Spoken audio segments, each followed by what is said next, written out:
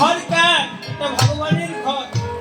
এইটা আমাদের পরের ঘরে আমরা আছি, কিন্তু ঘরের মালিককে এখনো কেউ চিনলাম না।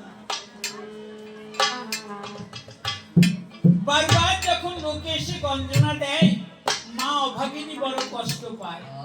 কৃষ্ণকে ধরবার করে, লাঠি নিয়ে আপন করে তাড়া করে। ভগবাই হারি মধুসূদন আজ মায়ের ভয়ে দৌড়িয়ে পালায়। কি বাৎসল্য প্রেম! যতই চেষ্টা করে কৃষ্ণকে ধরতে নারে, আমি ভগবান করলাম বিবেচনা, মা আমি কৃপা করে ধরা না দিলে অনন্তকাল চেষ্টা করলে আমাকে ধরতে পারবি না। আমি একটা গাছের গোড়ায় দাঁড়িয়ে গেছি, মা এসে কি করেছে, আমার এক হাত ধরে একটা দড়ি দিয়ে আমাকে বাঁধবার চেষ্টা করছে, কিন্তু যতই দড়ি দিয়ে বাঁধ দেয়, 2 আঙ্গুল দড়ি কম করে দেয়। মা করে বিবেচনা, এত বড় দড়ি কেন বাঁধতে পারি না? হয়তো দড়ি খাটো হয়ে গেছে। এক হাত দিয়ে কানাইকে ধরেছে, আগে মায়েরা খোপায় গুছি দিত না, গুছি চুলের সঙ্গে, গুছি খুলে দড়ির সঙ্গে যুক্ত করে দড়ি বড় করে কানাইকে বাঁধতে গেল, আবারও 2 আঙ্গুল কম পড়ে গেল। যতই চেষ্টা করে ভগবানকে বাঁধতে নারে, মা তখন দড়ি ছেড়ে দিয়ে চোখের জল ছেড়ে দিয়ে বলছে, কানাই রে তোকে বাঁধতে পারলাম না, কোটি কোটি প্রণতি তোর পাদ পদ্মে জানাই।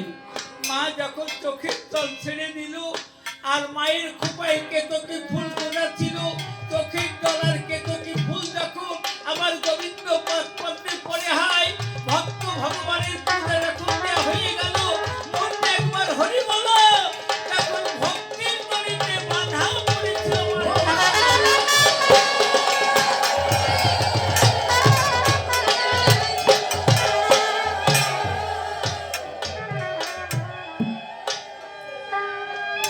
কুরুক্ষেত্রের যুদ্ধে। আমার ভাগ্যে আমি বাঁচাতে পারতাম, ওই একটু দোষের জন্য বাঁচাই না। যে কয়জন মারা গেছে সব কয়জন আর দোষ আছে। এই বিশ্ব তো বড় সাধু মানুষ, ব্রহ্মচারী না, হ্যাঁ? সে যদি মেয়ে ছেলের হাত ধরে, কোন ব্রহ্মচারী যদি মেয়ে ছেলের হাত ধরে, তার ব্রহ্মচর্য থাকে কি বাবা? ভুল বলছি? মৈথুন কয় প্রকার? 8 প্রকার। 8ম প্রকার মৈথুন। কোন নারীর চোখে চোখ রেখে কোন ব্রহ্মচারী কথা বললে 1 প্রকার মৈথুন হয়। হেসে হেসে কথা বললে 1 প্রকার মৈথুন হয়। তার অঙ্গের গন্ধ নাকে আসলে মৈথুন হয়। এক আসনে বসলে মৈথুন হয়। হাস্যালাপ করলে মৈথুন হয়। বিশ্ব, তুই ব্রহ্মচারী মানুষ, বিয়ে করবি না, ছোট ভাইয়ের জন্য কাশীনাথের 3 কন্যার হাত ধরে আনতে গেলি কেন?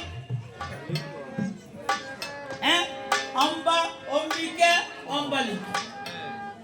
তুমি বিয়ে করবো না, তুমি আনতে গেলে কার মাতুব্বর বলো? যদি অম্বিকাকে এইভাবে না আনতো, তাহলে কি অকালে মরতো? কুরুক্ষেত্রে যে কয়জন মারা গেছে, প্রত্যেকের কর্মের পিছনে একটু কারণ আছে।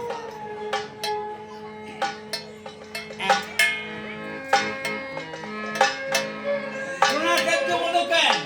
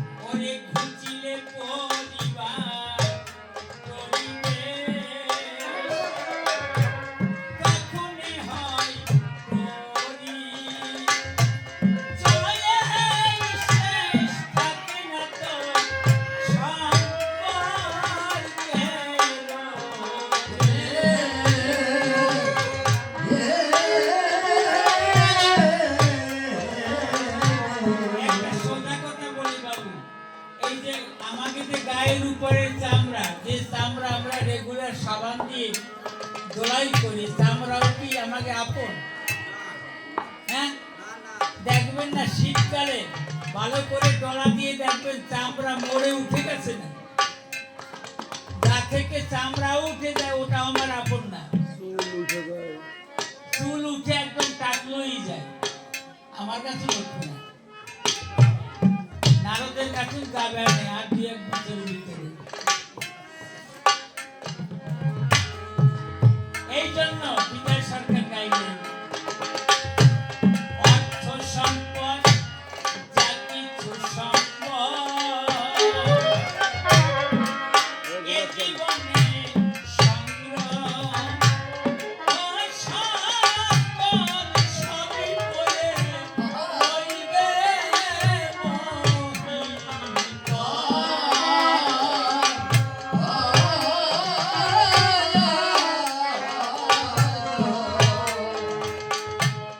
অর্থ সম্পদ যা কিছু সম্পদ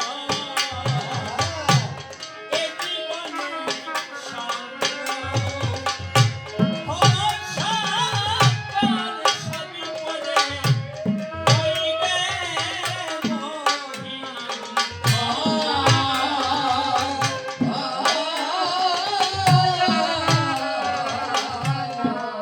শুধু পথের সম্পাদন, সকর্মের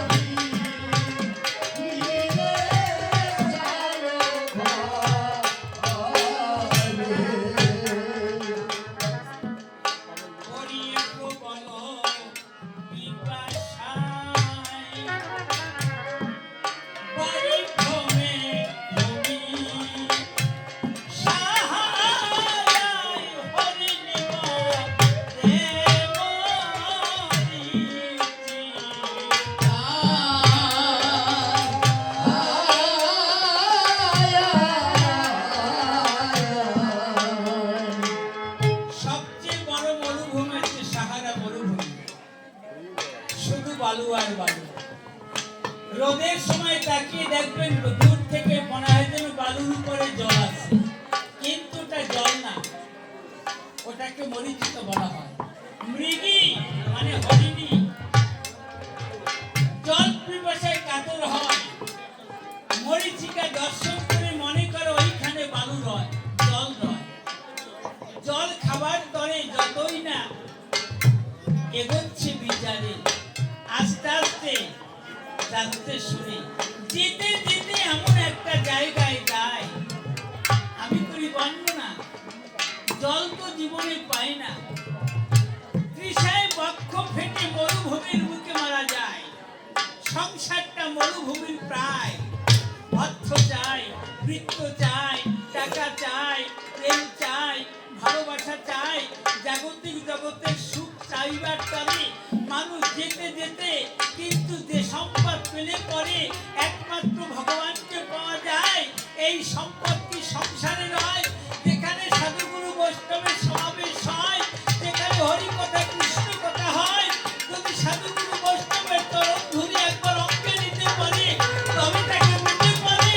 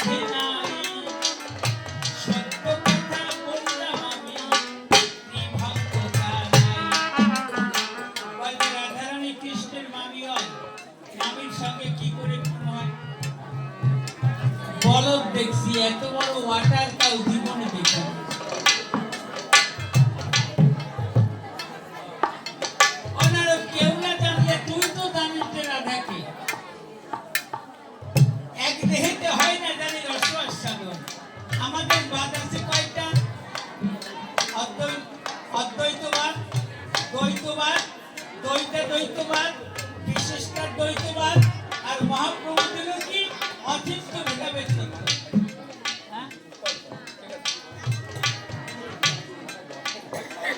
খাবারের চিন্তা পরে করেন, জায়গায় আপনাকে আটকায় রাখার জন্য আমি আছি। তাহলে অদ্বৈতবাদে ভগবান একা, দ্বৈতবাদে ভগবান দুইজন, ভগবান দুই। এইখানে দাঁড়িয়ে চৈতামৃতে বলেছে কি, এক দেহেতে হয় না জানি রস আস্বাদন, ভিন্ন দেহ ধরলেন প্রভু ইহারই কারণ। সৃষ্টির কারণ আর বিলাসের কারণ, বিলাসী উপজে প্রেম ভাবের লক্ষণ। বাবু দেখবেন, একা একা থেকে সুখ পাওয়া যায় না। নিজের গা যদি নিজে টিপে তাহলে সুখ পাওয়া যায়, পায় তবে কম পায়। যদি আর একজনের টিপে দেয় সুখ একটু বেশি হয় না? আর যদি নরম হাতের টিপ হয় তাহলে তো সুখ আরো বেশি হয়। তাই ভগবান একা থেকে সুখ পাইলেন না, তিনি কি করলেন? অনন্ত গুণের ভিতরে কৃষ্ণের ৩৩টা গুণ প্রধান।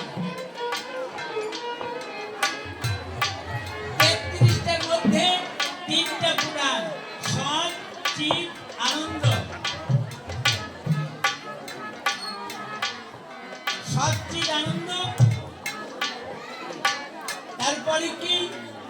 প্রেম ঘন, প্রজ্ঞা ঘন, জ্ঞান ঘন। ৩টা। তাই ভগবান কি করলেন? আমরা এই চোখ দিয়ে কিন্তু সব কিছু দেখতে পারি ভাই, নিজের মুখ দেখার কাজে নেই। চোখ দিয়ে সব দেখি, নিজের মুখ দেখি। আমার মুখ দেখতে একটা আয়নার দরকার হয় না? তাই ভগবান কেমন এইটা নিজে জানবার করে ওরা আনন্দ সত্তাটাকে আলাদা রূপ আয়না করে, রাধার মূর্তি করে নিজে কেমন উনি জানতে গেলেন। কিন্তু বাবু রাধাকে তৈরি করতে গিয়ে ওই ৩৩টা গুণের ১৯টা গেল রাধার ভিতরে, বাকিটা কি কয়টা? ১৪টা নাকি? রাধার ভিতর গুণ বেশি চলে গেছে, কৃষ্ণের ভিতর গুণ কম হয়ে গেছে।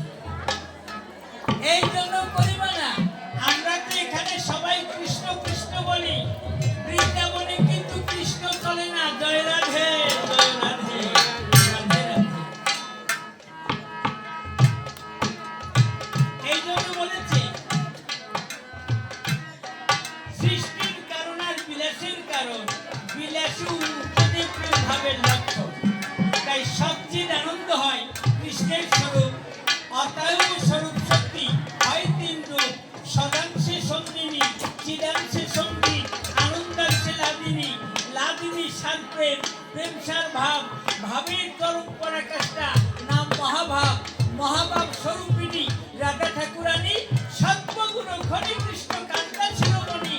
রাধা কৃষ্ণ একাত্মা দুই দেহ ধরি, অনন্যে বিলাসীর সাধন করি। আমি করি বর্ণনা, রাধাও যে কৃষ্ণ সে, দেহের কোনো পার্থক্য পেল না। ও মামি পাইল কোন দলিলে, দলিল যেন দেখায়।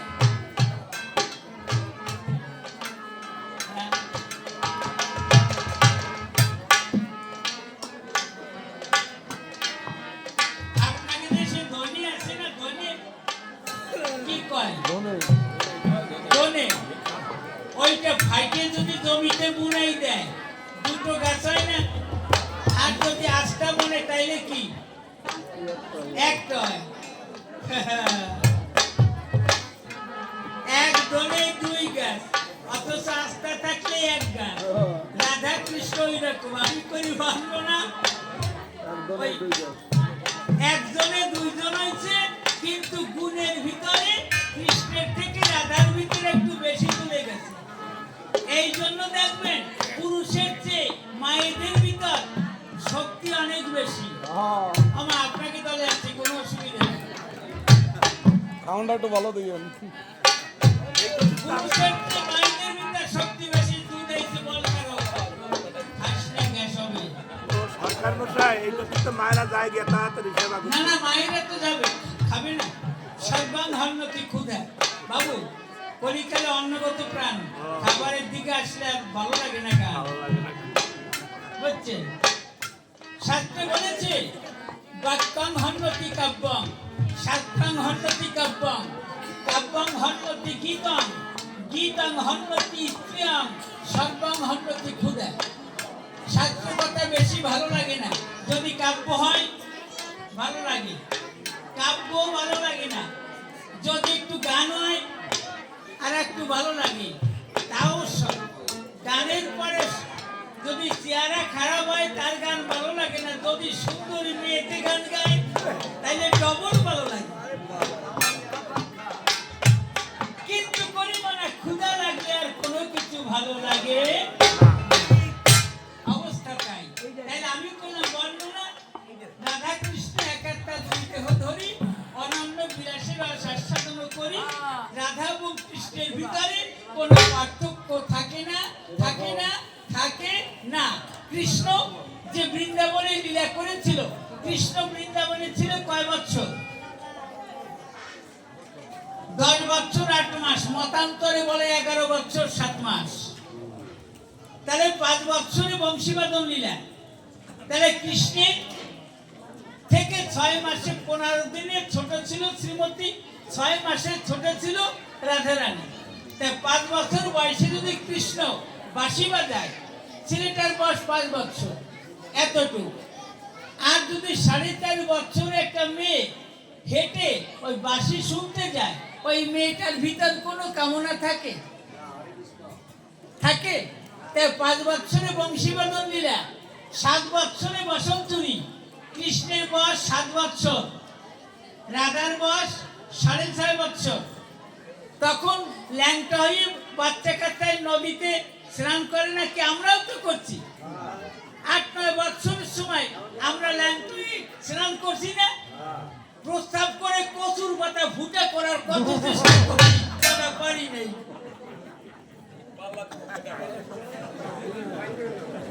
এই জন্য করি মানা, বসন্তরী লীলায় কোনো কামনা ছিল না। কি বলবো আপনাদের ধারে সবাই করি পরকাশ, 8ম বর্ষ বয়সে পূর্ণ রাস।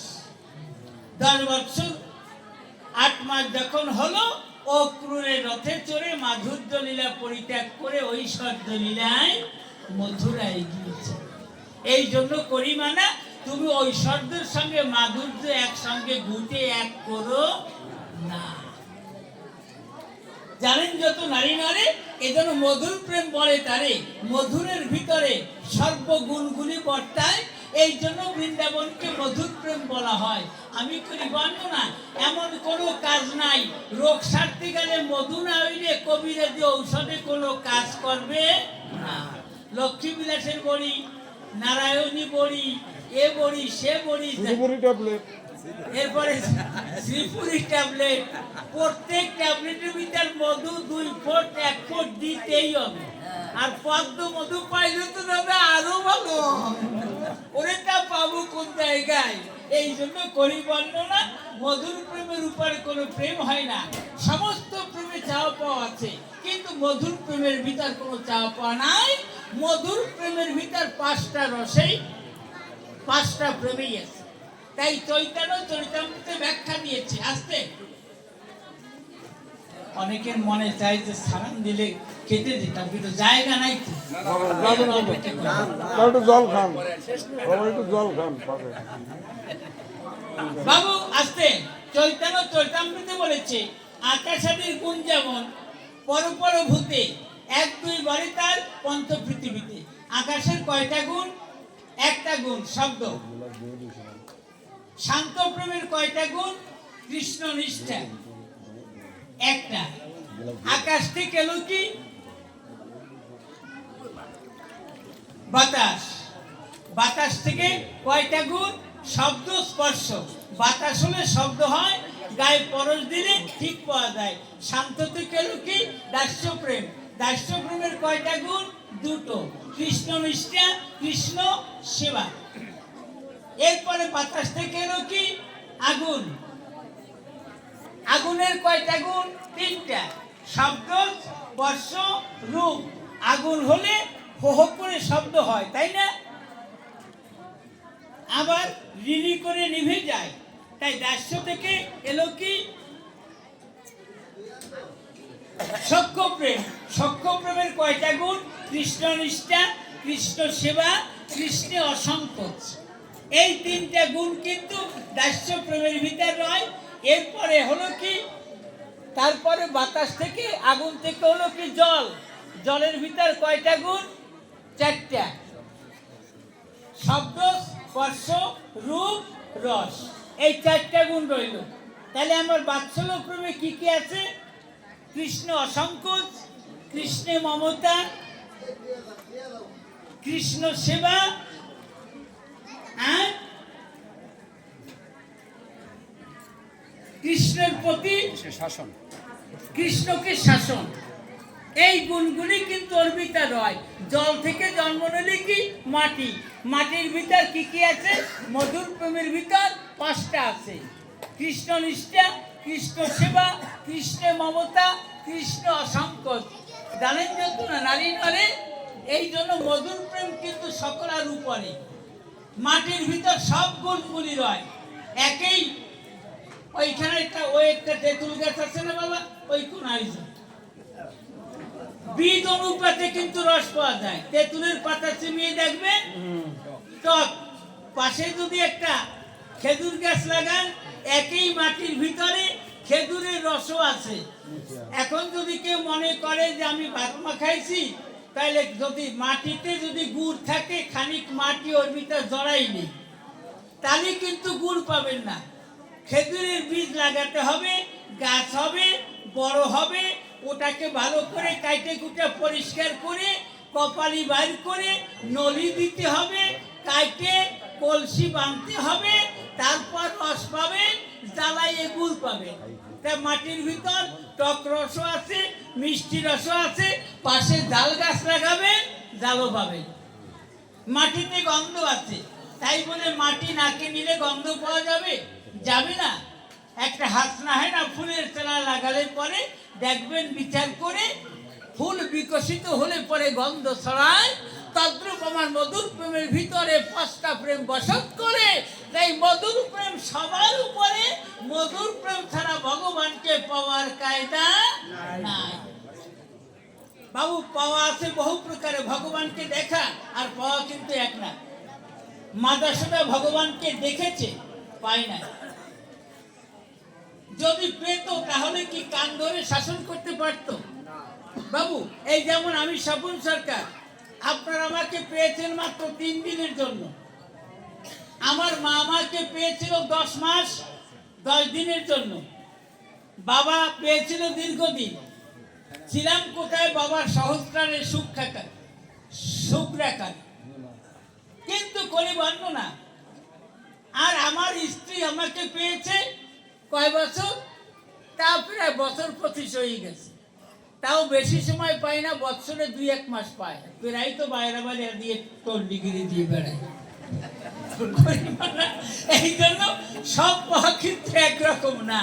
কি বলবো আপনাদের? ধারে আকাশে বিদ্যুৎ চমকায়, এই বিদ্যুৎকে মানুষে কি পায়? বিদ্যুতের আলোতে পথ দেখা যায়, কিন্তু করিবা না, বিদ্যুৎকে পায় না। 2-1 জন পায়। যদি কারো মাথায় ছাতা পড়ে, জম্বের পাওয়া পায়। কিন্তু করি বর্ণনা, বিদ্যুৎকে সে পায় যদি মেঘে একমাত্র বিদ্যুৎকে ঝলক দেয়, পলক দিয়ে মেঘে আবার মিলিয়ে যায়। তদ্রূপ ভক্ত যদি রাধার মতো হতে পারে, প্রেমের বিদ্যুৎ চমকায় যদি বারে বারে, কৃষ্ণ তখন থাকে না দূরে। ভক্তের হৃদ মন্দিরে রাধা কৃষ্ণের যুগল মূর্তি নিয়েছে।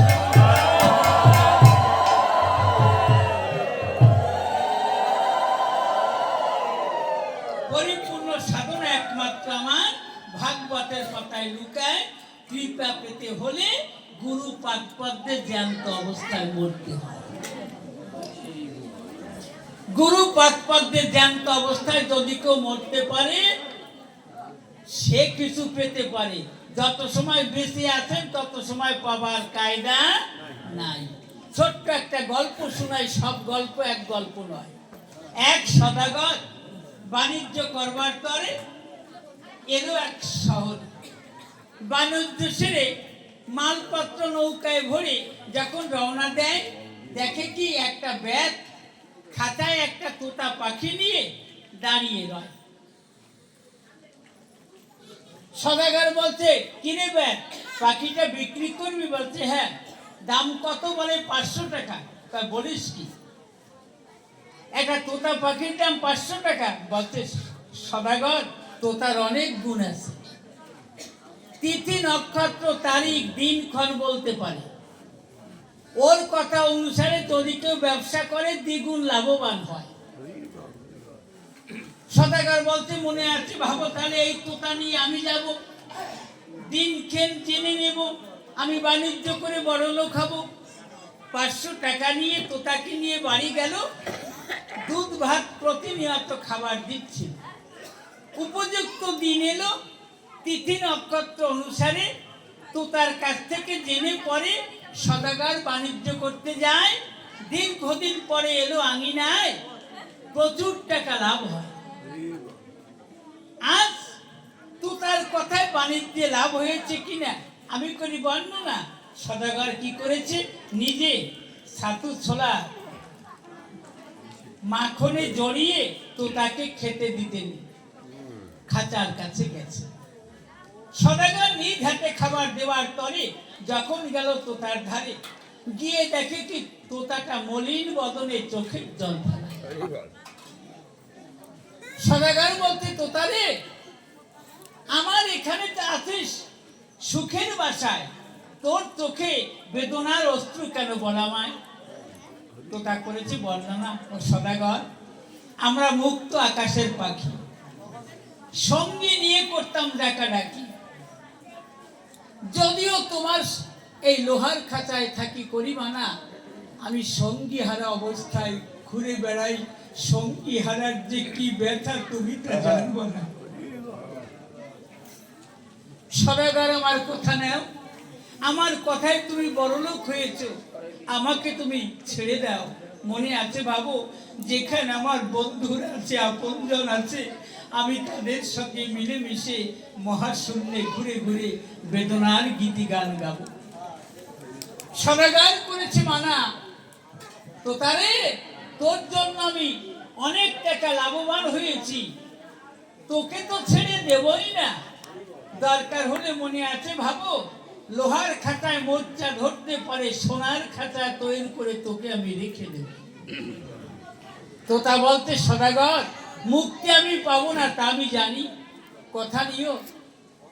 তুমি যখন পুনরায় বাণিজ্যে যাবে, যদি আমার কোনো আপন জনের সঙ্গে তোমার দেখা হয়, তার কাছে জিজ্ঞাসা করো কিসে আমার মুক্তি হবে।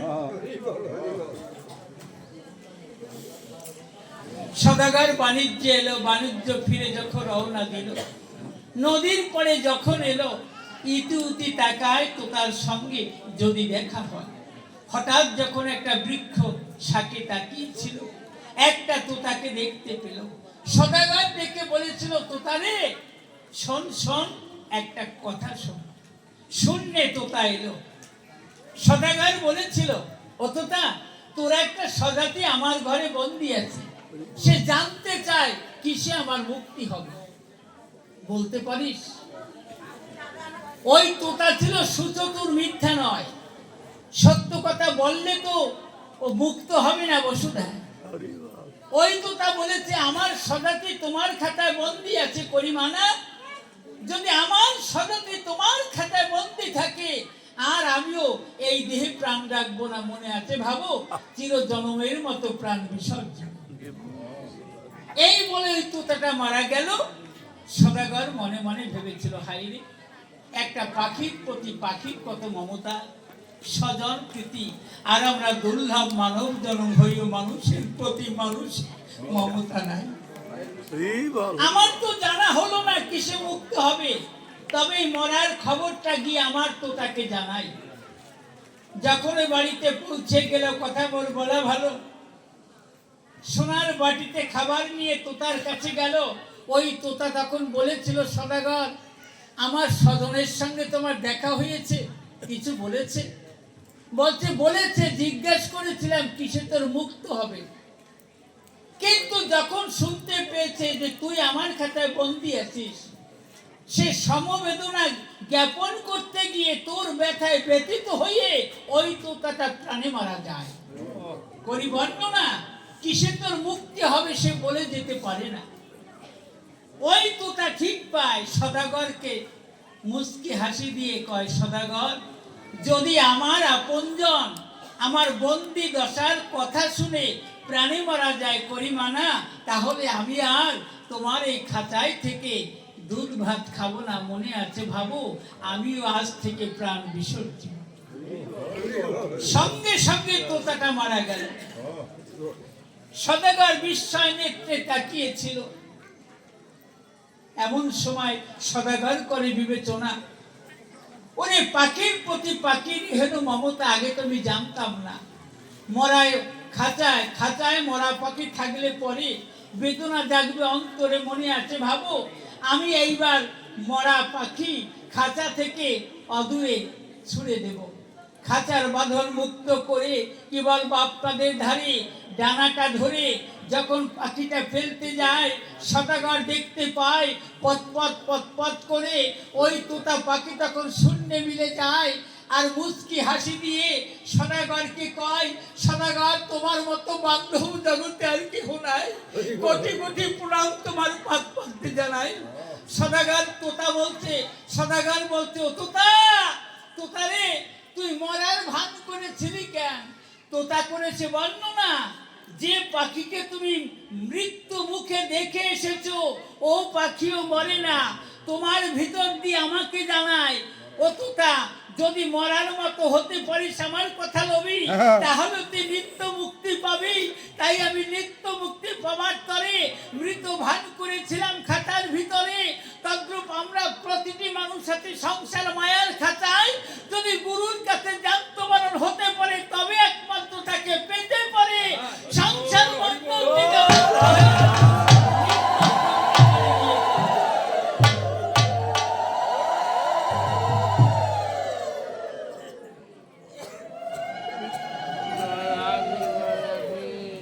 হরিবল হরিবল।